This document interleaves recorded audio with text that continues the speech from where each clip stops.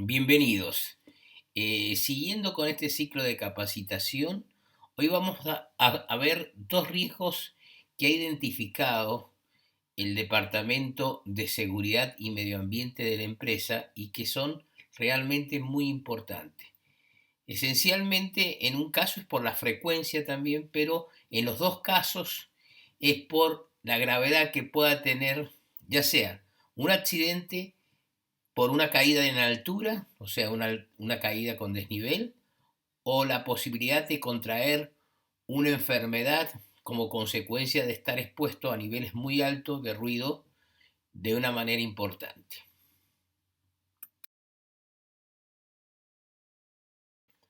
En nuestra legislación está contemplado el tratamiento de este riesgo de trabajo en altura, especialmente en el decreto 351/79, que es el decreto reglamentario de la Ley de Higiene y Seguridad en el Trabajo, o sea, la Ley 19.587 del 72. En el artículo 200 ya dice que en todo trabajo en altura con peligros de caída será obligatorio el uso de cinturón de seguridad. Ya vamos a ver qué tipo de cinturón de seguridad, pero esencialmente obliga a, cuando hay un trabajo, a esa diferencia de nivel, a usar el arnés o cinturón de seguridad. En el decreto 911/96, que surge después de la ley de riesgo de trabajo, eh, que es la ley 24.557, este está definido para la parte de la construcción, pero esencialmente en los artículos 50 y en los artículos 54, entre otros artículos también hace referencia, pero en este lo precisa un poco más, estableciendo que cuando por encima de un plano de trabajo, el artículo 50, se estén desarrollando tareas con riesgos de caída de objetos o materiales, será obligatorio proteger a los trabajadores adoptando medidas de seguridad adecuadas a cada situación. Y en el artículo 54 establece que se entenderá por trabajo con riesgos de caída a distinto nivel aquellas tareas que involucren circular o trabajar a un nivel cuya diferencia de cota sea igual o mayor a 2 metros con respecto al plano horizontal inferior más próximo. O sea, que si nosotros tenemos que ascender y estar trabajando en un plano por encima de la horizontal del piso de 2 metros, obligatoriamente tenemos que trabajar, ¿no es cierto?, con las protecciones correspondientes a un trabajo en altura. Bueno, ahora vamos a ver las condiciones en que una persona tiene que estar para realizar un trabajo en altura. Además de las condiciones técnicas, es necesario que los trabajadores se encuentren con una actitud médica para poder desarrollar las actividades sin incrementar los peligros. Para ello es necesario cumplimentar lo estipulado en una resolución de la Superintendencia de Riesgos del Trabajo 43 del año 97. O sea que al examen preocupacional básico, que es el estudio sobre sangre y orina, el estudio clínico, más la radiografía de tórax, el, el, el electrocardiograma para saber nuestra actividad cardíaca, hay que adicionar un examen neurológico y un examen psicológico. A su vez, ¿no es cierto?, se considera oportuno realizar un examen otorrino-naringológico para descartar que la persona puede tener vértigos, inclusive saber la actividad cerebral que no pueda llegar a tener ninguna situación a través de un electroencefalograma y saber las condiciones que pueda tener en la columna para poder realizar cargas o acciones de fuerza, como puede ser, ¿no es cierto?, una radiografía de columna lumbosacra, tanto de frente como de perfil. Una vez definido la aptitud médica y la aptitud técnica que la persona tiene que tener, es importante ver qué sistemas de protección debe tener para evitar que se produzca realmente un accidente. En un sistema que involucra uno o más dispositivos componentes o métodos para prevenir, reducir lesiones o fatalidades debido a una caída. Existen dos tipos de sistemas de protección, una que es la activa y otra que es la pasiva.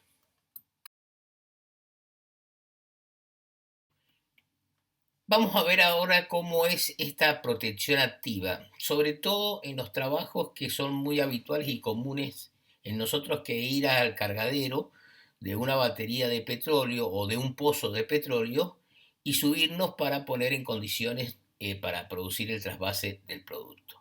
Esencialmente tenemos que tener un arnés, que ya vamos a ver después cómo es. El mismo tiene que vincularse a un punto fijo o de última a un punto que nos sujete a nosotros ante la eventualidad de una caída a través de un cabo de amarre, un cabo de vida, que es el elemento de conexión entre la persona y el punto que nos va a sostener llegado el caso. Después una línea de vida o salvacaídas que se llaman, que puede ser o deslizante como usamos por arriba del camión nosotros a través de las barandas retráctiles con líneas de vida, o puede ser un retráctil, o sea que nosotros nos vamos deslizando, pero cuando se produce una caída, una acción brusca sobre el mismo, se sujeta sosteniéndonos a nosotros. Y un punto de anclaje que es el que en definitiva va a soportar el peso del cuerpo nuestro en caída. Los elementos de protección personal que nosotros usamos cuando realizamos estas tareas, por ejemplo, de carga y descarga de un camión cisterna en una batería o un yacimiento o un pozo petrolero, son los siguientes. Primero, el arnés, que utilizamos esencialmente los arnés tipo C, que nos sujetan tanto la cadera, las piernas y los hombros, o sea, nos sujetan el cuerpo entero, de tal manera que de producirse una caída, nosotros quedemos en una posición prácticamente de parado, no generemos alguna situación que pueda complicar la situación de la persona. Después está el cabo de amarre, que en este caso les estamos mostrando un cabo de amarre con absorción de energía para amortiguar la caída, pero nosotros no lo usamos en nuestra práctica porque esto significa que se alarga y nosotros no tenemos mucha distancia desde el plano de trabajo al suelo, entonces usamos un cabo de amarre más simple. Es importante usar el doble cabo de amarre para cualquiera sea la situación, ya sea que subir a otro nivel, por una escalera o lo que fuere, nunca quedemos sin un punto de sujeción a la estructura que nos soporta. Bueno, el anteojo, perdón, el casco de seguridad, saben que es de uso permanente, debido a que protege un sector muy, muy sensible de nuestro cuerpo, que es el cerebro. Los protectores auditivos, que en este caso preferimos usarlo cuando hay ruido, adosados a el casco, y los de copa, o sea, endoaurales, ya vamos a hablar más adelante respecto de estos elementos, pero es para cuando, como consecuencia ya sea de una bomba o lo que fuere, hay un ruido que pueda dañar nuestro sistema auditivo. Los zapatos de seguridad, que son muy importantes, debido a que los mismos tienen, aparte de protegernos por cualquier caída de objetos en el curso de manipulación manual, también tienen una suela antideslizante y resistente a la corrosión. Ustedes saben que generalmente esas áreas de carga o descarga puede haber un pequeño derrame o puede ser, entonces es importante una suela especial que sea antideslizable. Por eso se utilizan zapatos especiales para esa actividad, que es la actividad petrolera. Los guantes también son importantes porque, bueno, nosotros estamos trabajando permanentemente con la mano, entonces tenemos que protegerlo, ya sea de la acción de algún elemento cortante o de la acción agresiva del producto con que nosotros trabajamos. Bueno, de los sistemas de protección pasiva que nosotros tenemos, esencialmente en esta actividad específica, en la cual trabajamos mucho en altura, que es la carga y descarga de camiones cisternas, tenemos generalmente nuestros equipos están provistos de unas barandas retráctiles que se levantan y se sujetan de tal manera que nos evita tener una comunicación con el vacío o con el desnivel franca, si no nos impiden un obstáculo. Por debajo de la misma hay un tendido de un cable de acero, como se muestra en la figura, que está a través de dos morsetos vinculados a la estructura del camión. Esto hace que nosotros vinculemos el arnés que previamente tenemos que tener puesto, lo vinculemos a través de nuestro cabo de amarre a esa línea de vida y nos podemos desplazar con libertad a través de toda esa línea. En ambos lados y al lado de las barandas nos encontramos las líneas para sujetarlo según sea más conveniente. El único problema que pueda tener esta situación es que de producirse una caída, si bien estamos muy protegidos, pero supongamos que se produzca una caída al vacío, el anclaje está por debajo de nuestra línea de hombro, o sea que la distancia que nosotros recorremos es importante hasta que no soporte la línea. Bueno, eso puede provocarnos alguna lesión, etcétera. Pero bueno, es la situación más segura que disponemos cuando no disponemos de un anclaje exterior.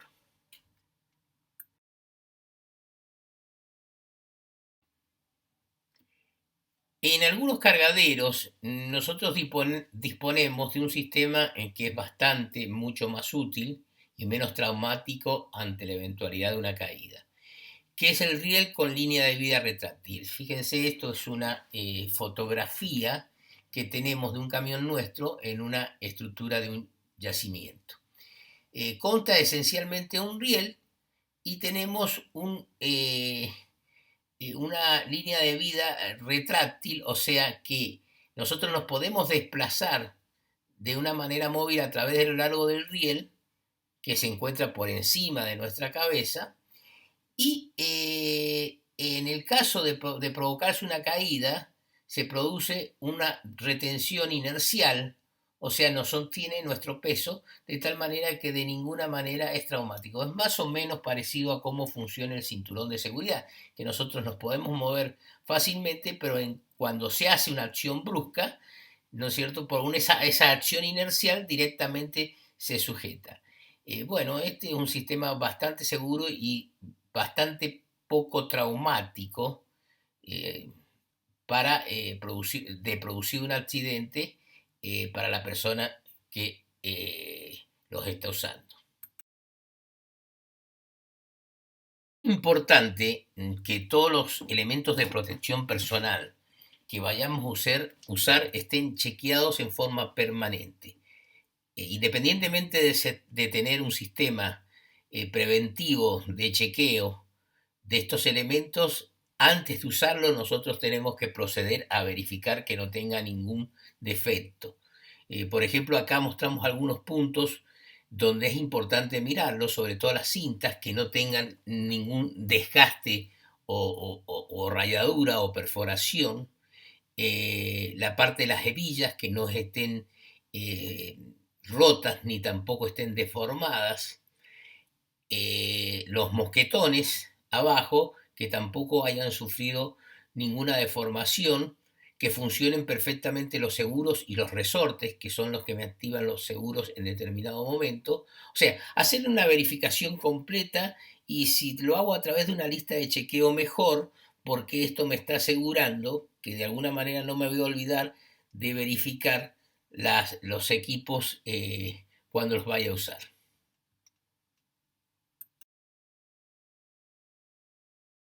Bueno, al igual que inspeccionar los cabos de amarre, ya sean en el sistema, en las argollas de sujeción o de vinculación, donde se va a vincular a nuestro arnés, eh, en el caso de que no verificar si no ha sido usado en el caso de tener un absorbedor de energía, pero como nosotros generalmente no usamos con absorbedores de energía, eso no sería importante, pero sí saber, ¿no es cierto?, todas las argollas que no hayan tenido deformación, al igual que los mosquetones y las trabas de seguridad de los mismos.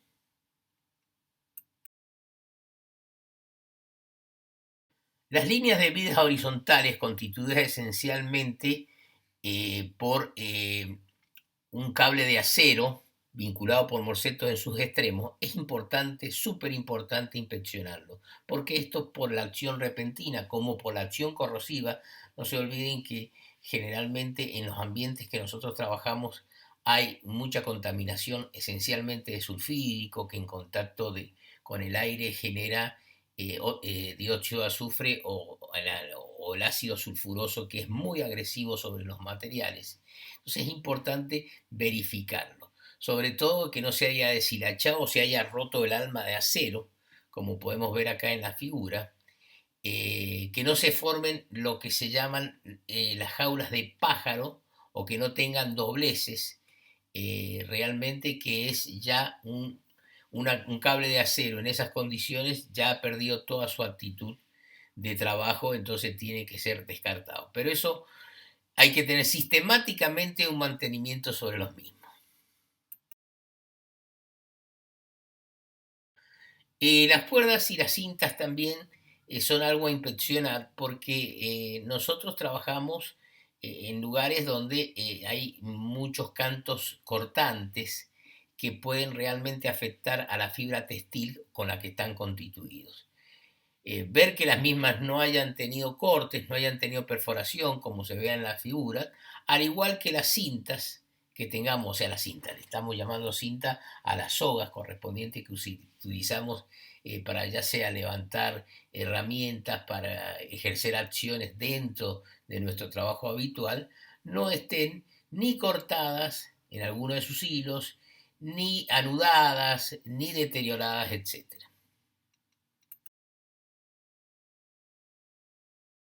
Otro gran riesgo que tenemos es la pérdida temprana de nuestra audición.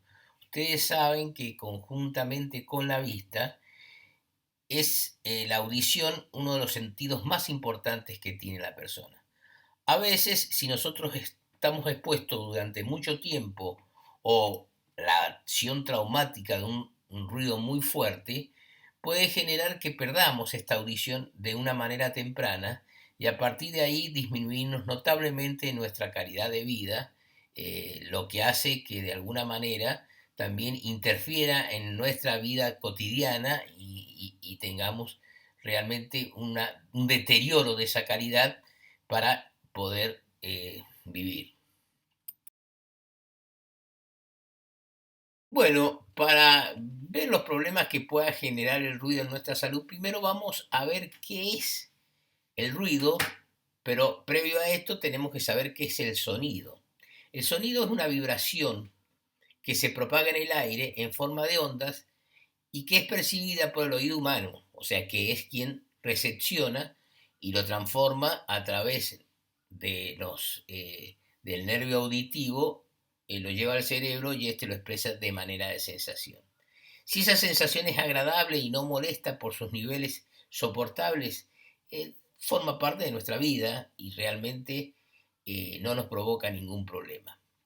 Ahora, si ese ruido o sea, esa onda, mejor dicho, es capaz de provocarnos un daño, se convierte en un ruido que es un problema para nosotros, que tenemos que de alguna manera tratarlo importante, porque nos va a afectar en el tiempo o va a generar una enfermedad del trabajo o enfermedad ocupacional, que es la hipoacusia o la sordera, que a veces se da tempranamente y es como consecuencia de no habernos protegido frente a la acción agresiva de estas ondas mecánicas.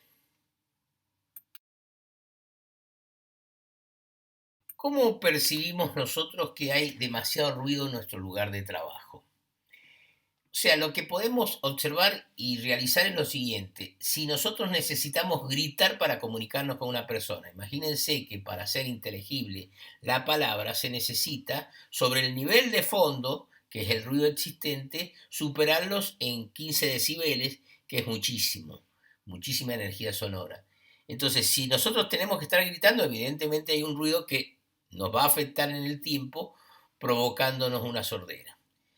Si como consecuencia del ruido nosotros sentimos un zumbido interior llamado acúfeno técnicamente, bueno, eso quiere decir que se ha generado una fatiga provocado por el excesivo ruido en el interior de nuestro oído.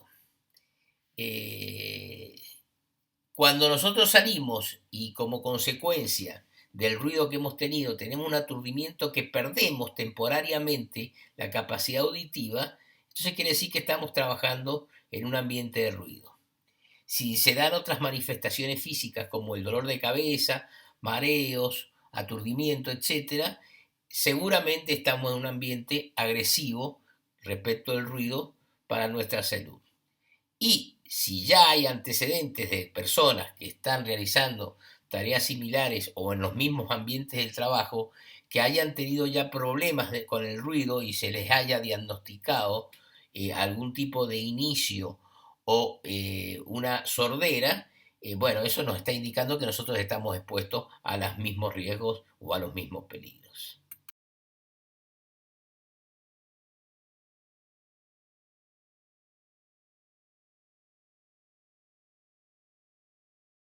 Bueno, ¿cuáles son los efectos que provocan en nuestra salud? Los más importantes son los físicos, o sea, que llegado el caso podemos perder hasta el sistema de audición, o sea, tener una sordera temprana, eso hace que nosotros disminuyamos muchísimo nuestra calidad de vida. Desde el punto de vista psicológico es muy importante porque, bueno, el hecho de sentirse aislado socialmente, con nuestros afectos, amistades o en nuestra vida social, bueno, eso nos genera un deterioro psicológico importante que trae como consecuencia de ese aislamiento. Y efectos sociales, ¿por qué?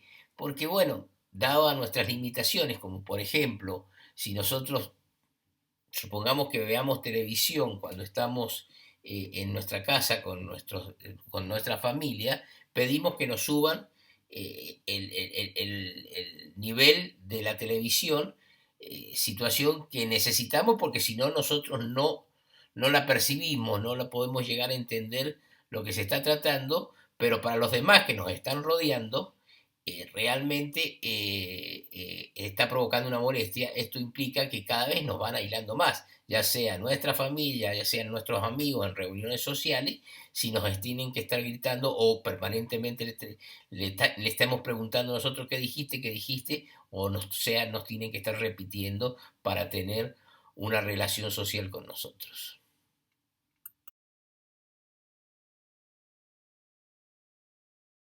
Está demostrado que son en muchos y en muchos lugares los problemas que genera en cierta manera el ruido.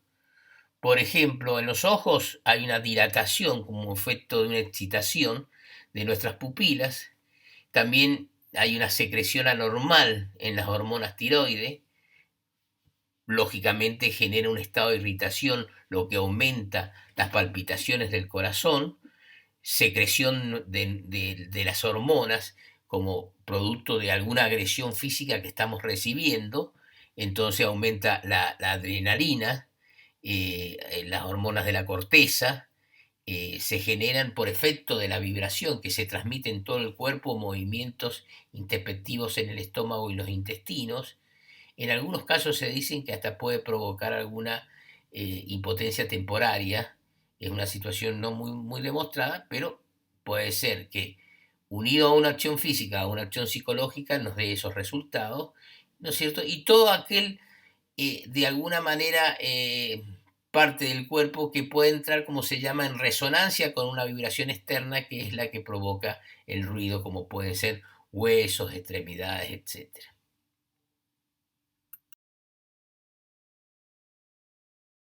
Entre las manifestaciones que nosotros podemos identificar cuando se producen ruidos superiores a 60 decibeles, que de hecho ya son importantes porque generalmente, primero que interfieren con nuestra vida diaria, nos complican en nuestras comunicaciones y nos hace perder concentración para cualquier actividad que estamos realizando, se produce lógicamente en esa acción de alteración del cuerpo una aceleración de la respiración y del pulso, un aumento de la presión arterial, porque entro en un estado de mayor nervio. Eso afecta a todo nuestro sistema digestivo, generándonos gastritis y colitis. Hay problemas neuromusculares que estos provocan dolor y falta de coordinación.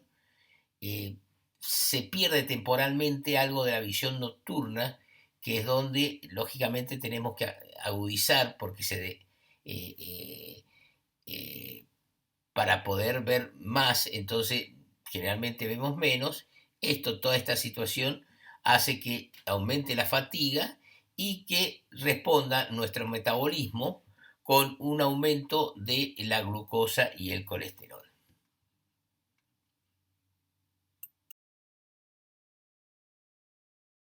En resumen, ¿qué nos falta cuando estamos en un ambiente de ruido? Uno, que nos ponemos mucho más tensos, nerviosos, irritables.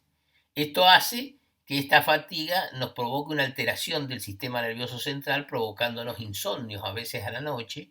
A veces esa fatiga nos crea ruidos artificiales en el interior de nuestro cerebro, que son unos zumbidos que a muchos de ustedes lo pueden haber experimentado después de haber, ¿no es cierto?, un ruido fuerte, un zumbido que realmente no es real, sino que está provocado en nuestro cerebro como consecuencia de este sistema de alteración, o sea, en la parte nerviosa. Nos afecta a nuestro sistema vascular, pudiendo provocar hasta trombos, ¿no es cierto? O sea, estamos llevando a las situaciones más extremas. Hay problemas en los músculos porque estamos en un estado de tensión permanente y por cualquier cuestión explotamos porque estamos en un grado de irritabilidad muy, pero muy importante.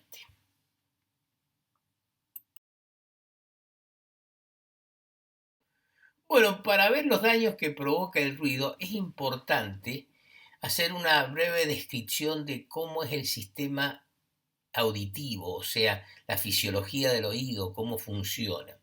Esencialmente nuestro sistema auditivo, o lo que nosotros comúnmente llamamos nuestro oído, está dividido en tres partes. Primero, el oído externo, que está constituido por el pabellón de la oreja propiamente dicho, un conducto auditivo y termina en el tímpano. O sea, la oreja en los humanos, o sea, es como para arrimar la vibración al interior del cerebro, que es donde se está produciendo, al interior del cuerpo, de la cabeza, donde se va a producir todas las transformaciones que me van a provocar la sensación del sonido. Pero ojo, en los animales, si ustedes lo pueden observar caseramente en su casa con los perros, lo utilizan con verdaderos radares, o sea, van orientando la posición de la oreja en función de dónde viene el ruido. En el caso del humano no, directamente lo que está haciendo es recepcionar la onda mecánica que viene del aire, que termina haciendo vibrar una campana, una membrana que se llama el tímpano. O sea, que transforma una onda que se transmite a través del aire en una vibración. El tímpano vibra y mueve un sistema de huesecillos que son el martillo, el yunque y el estribo, que se encuentran dentro de una caja que se llama la caja timpánica, que eso constituye el oído medio, que está conectado a través de la trompa de Eustaquio con el exterior para poder nivelar las presiones en ambas caras del tímpano. Esto, o sea, nosotros lo sabemos bien porque generalmente cuando cambiamos de desnivel, subimos, etcétera, tenemos una sordera temporaria. ¿Por qué? Porque al ir bajando la presión a la medida que vamos subiendo, se nos desnivela ambos lados del tímpano, generando que se nos sujeta el tímpano, entonces no transmite sonido. A veces soplando hacia adentro hacemos entrar por la trompa, trompa de Eustaquio, nosotros hacemos ingresar aire para nivelar las presiones a ambos lados del tímpano.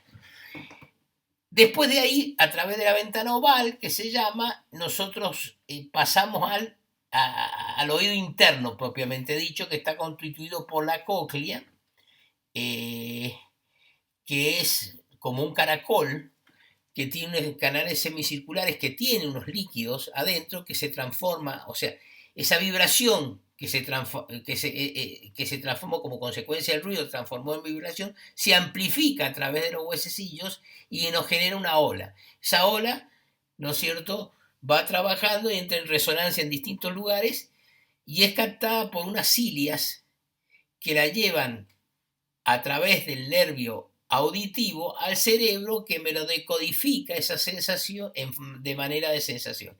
¿Qué es lo que hace el ruido? El ruido atrofia las cilias, o sea, es como que me corta los cables.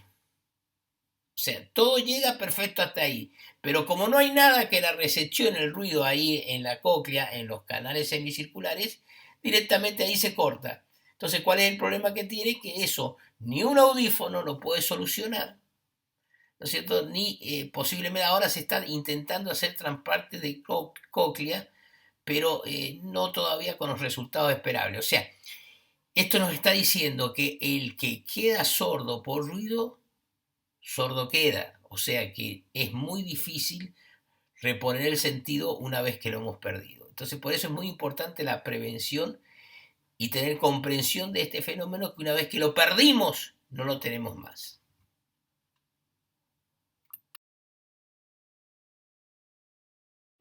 Bueno, para ver cómo es este proceso en el tiempo, lo vamos a ver a través de una audiometría que generalmente, seguramente, ustedes ya sea en el ingreso o en los exámenes periódicos se han ido haciendo. O sea, eso que entran a una cabina, nos van emitiendo sonidos y nosotros vamos indicando cuándo vamos escuchando. O sea, nos emiten sonidos puros y a partir de ahí vamos identificando. Y después de la evaluación, la fonoaudiólogo o el fonoaudiólogo de alguna manera nos va marcando la respuesta que nosotros vamos teniendo. Más o menos se considera normal si en todas las frecuencias nosotros a 10 decibeles, que se establece más o menos, es el umbral de audición, o sea, la mínima presión sonora que yo necesito para escuchar el mínimo sonido, escucháramos todo, o sea, que esta curva que se ve con ciertos desniveles fuera de alguna manera recta en todas las frecuencias. Acá tenemos niveles de sonido expresados en decibeles frente a frecuencias. ¿Qué pasa? Cuando nosotros estamos expuestos a ruidos, lo primero que cae y se empieza a deteriorar son las frecuencias que superan los 2000 ciclos, o sea, haciendo lógicamente en los 4000 ciclos, que son las frecuencias más comunes en las frecuencias industriales, ahí generando la mayor caída, que sería la primera curva. ¿Qué pasa? Ahí nosotros no percibimos porque generalmente no nos, el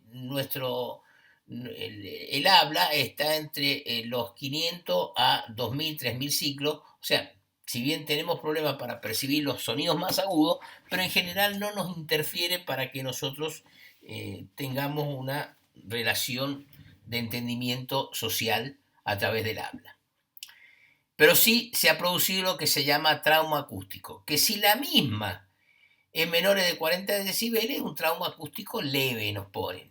Ahora, si nosotros seguimos trabajando y no nos protegemos en esas condiciones, nos lleva a la situación de la segunda curva, donde se profundiza el trauma acústico, o sea, necesitamos de mayor cantidad de nivel sonoro emitido para poder escuchar, como por ejemplo la segunda curva, en 4000 necesito 60 decibeles. Y ya en los niveles del habla que van de los 250, 500 hasta los 3000 ciclos, ya me ha bajado, o sea que ya a 10 decibeles no estoy escuchando, sino necesito que haya una mayor energía de 15 a 20 decibeles para empezar a escuchar. Ahora, entonces ahí ya tenemos lo que se llama un trauma acústico severo, o sea, el presagio de que va a venir la sordera o, como lo llaman profesionalmente, la hipoacusia. Si nosotros seguimos trabajando en un ambiente de ruido, la tercera curva es la que nos va a expresar realmente lo que está pasando. O sea, que caen, aparte de, de las frecuencias altas, están cayendo frecuencias que son propias, ¿no es cierto?, de las del habla, la de 1000, la de 500, la de 2000 ciclos. Entonces ya empezamos a tener problemas porque, por ejemplo, una persona que, una frecuencia media que es 2000 ciclos, o sea que el habla está entre 500 y 2000 ciclos más o menos, ya poquito más allá es cuando estamos cantando alguna situación o algún, o digamos alguna soprano o algo así, eh, eh, pero la media más o menos está ahí. Ustedes fíjense que necesito en algunos casos 50 o 60 decibeles para poder yo escuchar. O sea que directamente tengo problemas graves para poder ser inteligible la palabra, porque algunas las escucho, otras no. En determinado momento, según la frecuencia que se está emitiendo, no escucho nada. Tengo que hacer elevar o pedir a las personas que hablen más fuerte para poder entenderlo, y eso ya me está induciendo. Y si ya sigo trabajando, se me da lo de la cuarta curva, que directamente tengo una respuesta casi nula, ¿no es cierto?, a la estimulación externa a través del habla. Ya estaría en un estado de sordera, una incapacidad total. ¿Cómo se previene esto? Bueno, lo primero es disminuir el sonido en la fuente. O sea, yo, si estoy a un nivel por encima de los 85 decibeles durante la jornada laboral, estoy con problemas, porque hay sospechas serias de que puedo contraer una sordera o hipoacusia. Lógicamente que si ese nivel en el ambiente que yo trabajo se está produciendo, se nos va a, tarde o temprano vamos a tener disminución del sistema auditivo. Pero a veces no depende de la empresa ni depende de nosotros. A veces vamos y hay una bomba funcionando y tenemos que estar todo el día ahí. Entonces, no es la misma empresa la que toma decisiones, sino... Entonces, a veces necesariamente nos tenemos que proteger, mientras tanto, con los elementos de protección personal, o sea, los protectores auditivos. Y a su vez es importante realizar la rutina de cómo estamos, midiendo y sabiendo y pudiendo prever esta situación para que la persona de alguna manera vaya tomando acciones preventivas.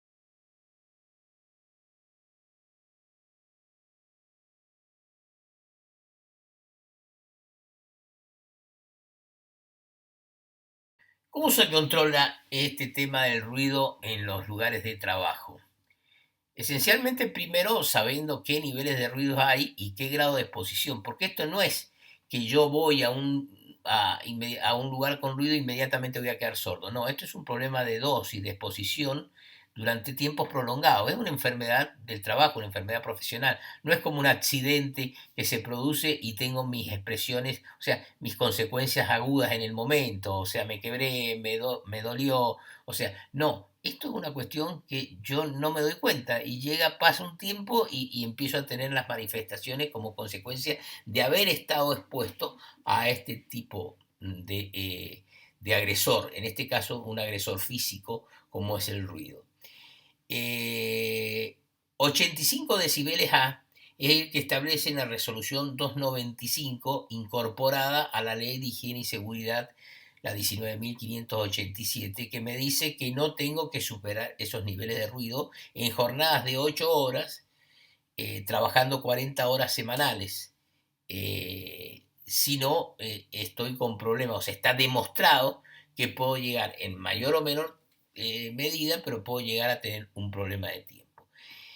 Como dije anteriormente, este problema del ruido es un problema no de una acción inmediata, a no ser que sea muy alto el ruido, llegando a, qué sé yo, 120, 130, con condiciones de impacto que pueda tener, pero en caso de ser un ruido tolerable entre comillas, ¿no es cierto?, pero estar permaneciendo en el tiempo, nosotros es una cuestión de dosis, o sea, la situación que se dé la persona en el tiempo o el grado de exposición que la misma tiene. Lógicamente tenemos que, lo primero que tenemos que hacer es reducir el ruido de la fuente y si no, tomar medidas preventivas. Y por último, sería usar el elemento de protección personal, que generalmente es al revés. Lo primero que hacemos, el elemento de protección personal, y los otros nos desentendemos, ¿no es cierto? Pero ante la situación de la presencia de un ruido, nosotros lo primero que tenemos que hacer, hasta tanto se solucionen esos problemas que generan esas fuentes de ruido, es utilizar los elementos de protección personal, que son los protectores auditivos.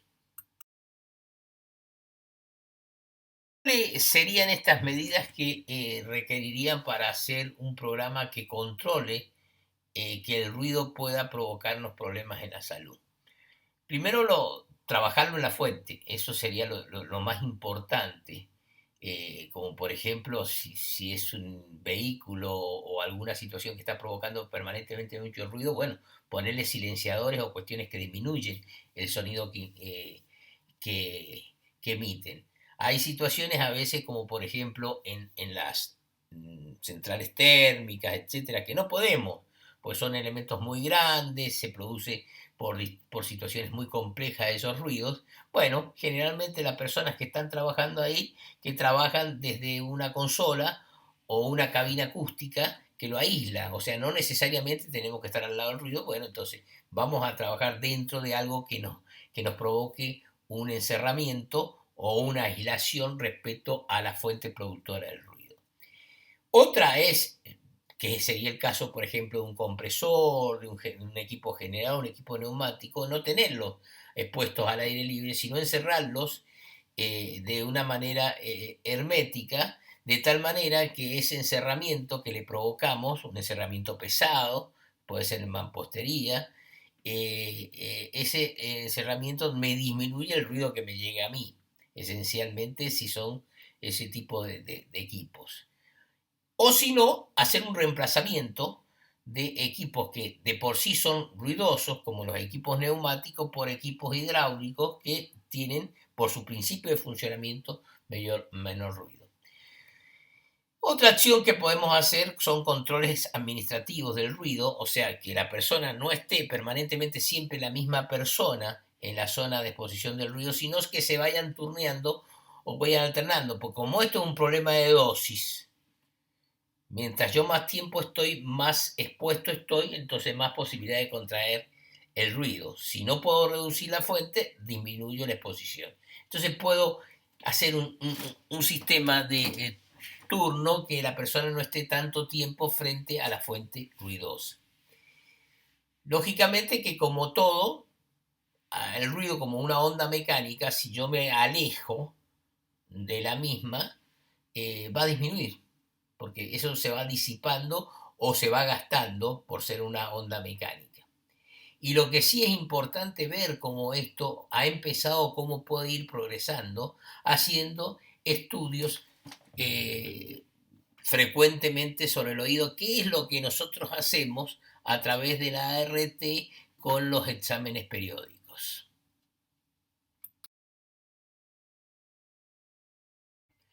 ¿Qué es lo que nos hacen cuando semestralmente nos citan en la RT y nos hacen un examen audiométrico, o sea, una audiometría, en una cabina sónica, o sea, una cabina donde no tienen ningún sonido, sino el que nos emite el equipo de la persona que nos está evaluando a través de unos audífonos? Y nos está de alguna manera viendo cómo nosotros estamos respondiendo a los estímulos de los sonidos puros para cada una de las frecuencias. Y a partir de ahí ellos van sabiendo cómo andamos nosotros, si se nos ha producido una pérdida auditiva, y van comparando cómo esa pérdida auditiva, ¿no es cierto?, se mantiene o va progresando respecto al anterior, lo que nos está indicando a través del servicio médico y el servicio de seguridad y medio ambiente de tomar medidas concretas como de alguna manera disminuir, proteger o cambiar de puesto de trabajo de la persona que está recibiendo esa agresión.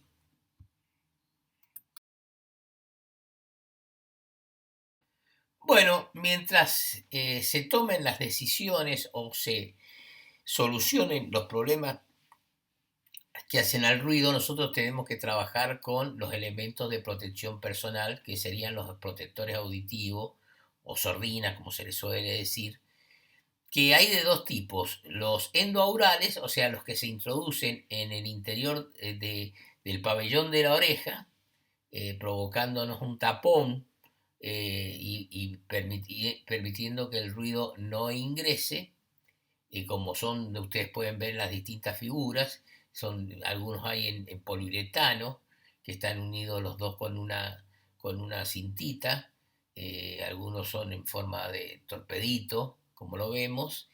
¿Qué ventajas tiene? Y bueno, que son sencillos, en muchos casos son descartables, lo llevamos en el bolsillo de la camisa, y la gran desventaja que tiene es que estamos introduciendo una cosa con las manos sucias, una cosa en el interior del oído, o sea que de alguna manera podemos provocar alguna infección.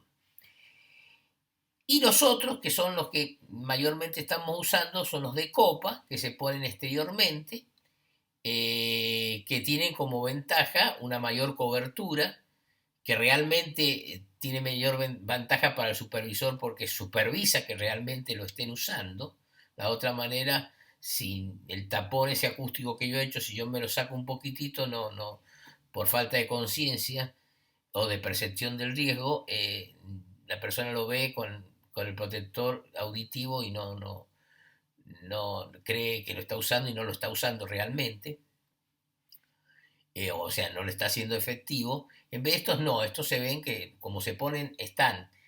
La desventaja que tiene es que, bueno, por ahí, sobre todo en los periodos estivales, cuando hace mucho calor, nos provoca una molestia porque nos aumenta la sensación de calor por qué sé yo, la almohadita esa que tiene, etcétera. Pero bueno, es importantísimo.